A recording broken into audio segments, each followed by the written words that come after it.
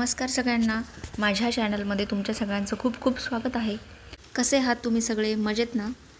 मजेतच असाल नक्कीच। चला तर मग मी तुम्हाला आजच्या दिवसाची सुरुवात सांगते। आज रात्रभर पाऊस पडलेला होता आणि सुट्टीचा दिवस असल्यामुळे थोडा सकाळचा निवांतपणा होता। म्हटलं चला मस्तपैकी आल्याचा चहा करूया आणि मस्त सगळ्यांसोबत सुट्टी चहाचा आस्वाद बनवला नव्हता। म्हटलं चला आता निवांतपणे आपण आपला चहाचा आस्वाद घेऊया। मग मी बाल्कनीत आले, तोपर्यंत बघत होते बाहेर छानसा पाऊस पडत होता। म्हटलं चला आज तुम्हालाही माझ्या समोरच्या व्ह्यूचा थोडासा नजारा दाखवूया। माझ्या घराच्या समोरच दोन मोठे मोठे जांभूळचे झाडं आहेत, पपईचं झाड आहे, खाली सप्तपर्णी आहे आणि खूप सारे जास्वंदाचे झाडंसुद्धा लावलेले आहेत खाली। मी पहिल्या मजल्यावरती राहते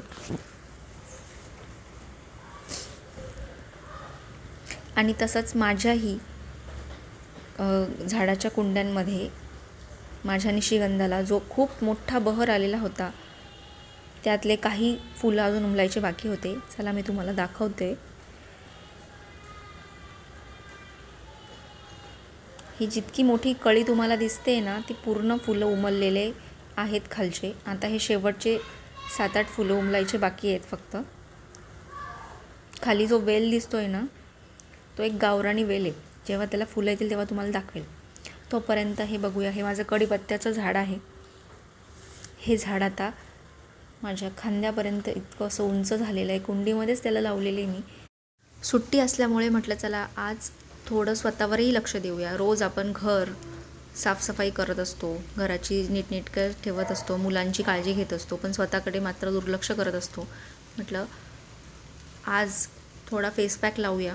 काही असा खूप भारीतला फेस पॅक नाही आहे, घरचाच आपला डाळीचं पीठ, हळद, त्यात थोडंसं लिंबू, कच्चं दूध असं मिक्स करून म्हटलं चला थोडं लावूया, थोडा वेळ बसूया।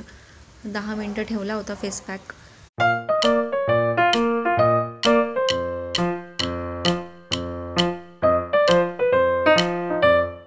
आज धन्वीची फरमाईश होती की आई आपल्यासाठी प्लीज आज पावभाजी बनव, पावभाजी बनव। मग मी छान पावभाजीचा बेत बनवला, पण तरीही पोळ्या बनवाव्याच लागल्यात, कारण मिस्टरांना फक्त पाव नाही चालत।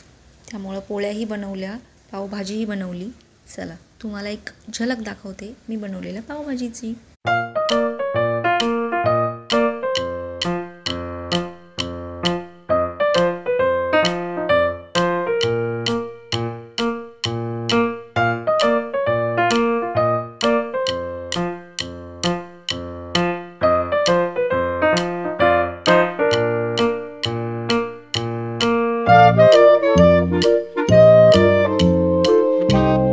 बघा आता धन्वीची पावभाजी खाताना रिॲक्शन, म्हणते आई छान झाली आहे पावभाजी। आता मी जेवण करून फक्त झोपणार आहे, कारण आज मला सुट्टी आहे। म्हटलं ठीक आहे, आधी थोडासा होमवर्क फिनिश कर आणि मग झोप। रविवार तर असाच निघून गेला, त्यामुळे पुढचा काही व्हिडिओ दाखवलेला नाही आहे मी। पण दुसऱ्या दिवशी सोमवार होता, तर सोमवारी मी सकाळी सगळं आवरून धन्वीला स्कूलला पाठवून सकाळी सकाळी रुद्राभिषेक करून घेतला। मी नेहमीच दरवर्षी करत असते रुद्राभिषेक।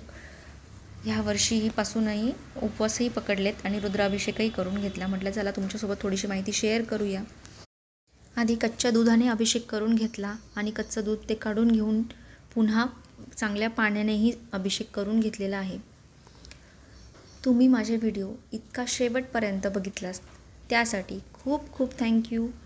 असेच माझे व्हिडिओ बघत राहा, लाईक करत राहा, सबस्क्राईब करा आणि तुमच्या मैत्रिणींसोबत, मित्रांसोबत शेअरही करा। Thank you so much. पुढचा व्लॉग लवकरच घेऊन येईल, त्यासाठी माझ्या चॅनेलला नक्की सबस्क्राईब करा। थँक्यू।